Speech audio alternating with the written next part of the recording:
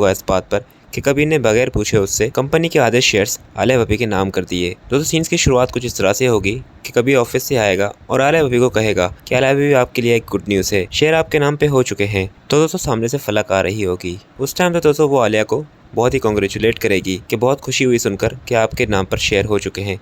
पर जैसे ही कबीर अंदर रूम में आएगा तो वो उसे कहेगी कि आपने ये क्या किया, आप नहीं जानते कि आलिया भब्बी ने मेरे साथ क्या किया है। आप इस सब के बावजूद भी आलिया भब्बी को इतनी इज्जत दे रहे हैं। इस पर दोस्तों कबीर कहेगा कि तुम जानती हो कि आलिया भब्बी मेरे लिए क्या है। खैर दोस्तों यहाँ पर उन दोनों की गुफ्तगू गुस्से तक जा पहुँचेगी जब फलक कहेगी कि जिस तरह से आपने आलिया भब्बी को कंपनी का आधा मालिक बना दिया है, इस तरह मुझे भी कुछ अपने नाम करके दें ताकि मुझे ये लगे कि आप मुझ में और आलिया भब्बी में कोई फ़र्क नहीं करते। इस पर कबीर कहेगा कि तुम ये क्या कह रही हो, क्या मुझे ये सब करके फिर तुम्हें ज़ाहिर करना पड़ेगा कि मैं तुमसे कितना प्यार करता हूँ।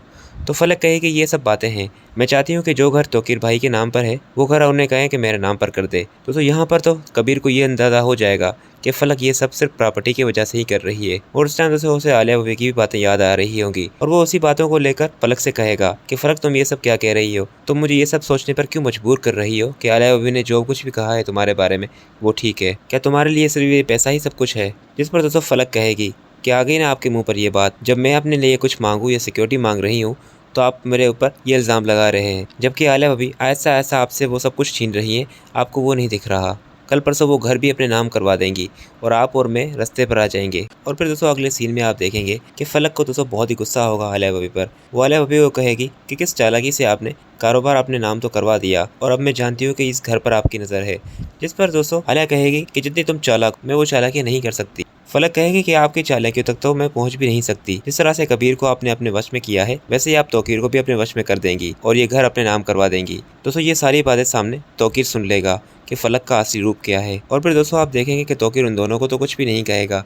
फिर जब रूम में आलिया और तौकीर होंगे तो दोस्तों तौकीर उससे माफ़ी मांग रहा होगा कि मैंने तुम्हें कितना गलत समझा, तुम बार बार कहती रही कि फलक का ये रूप नहीं है, फलक का असली रूप तुम जानती हो, पर मैंने तुम्हें पागल कहा और तुम्हें डॉक्टर को दिखाने के लिए भी कहा। और दोस्तों वो यहाँ पर उससे माफ़ी मांगते मांगते रो पड़ेगा और उसे इतना दुख होगा कि उसने अपनी बीवी को इतना सब कहा है। दोस्तों वो ये सब बर्दाश्त नहीं कर पाएगा और उसे हार्ट अटैक आ जाएगा और फिर कबीर और सब घर वाले जमा हो जाएंगे और फिर तौकीर को हॉस्पिटल ले जाया जाएगा। दोस्तों आलिया इस बात पर बिल्कुल भी कॉम्प्रोमाइज़ नहीं करेगी क्योंकि दोस्तों ये सब कुछ फलक की वजह से ही हुआ है। फलक की ही बातों को सुनकर तौकीर की हालत ये हो गई थी।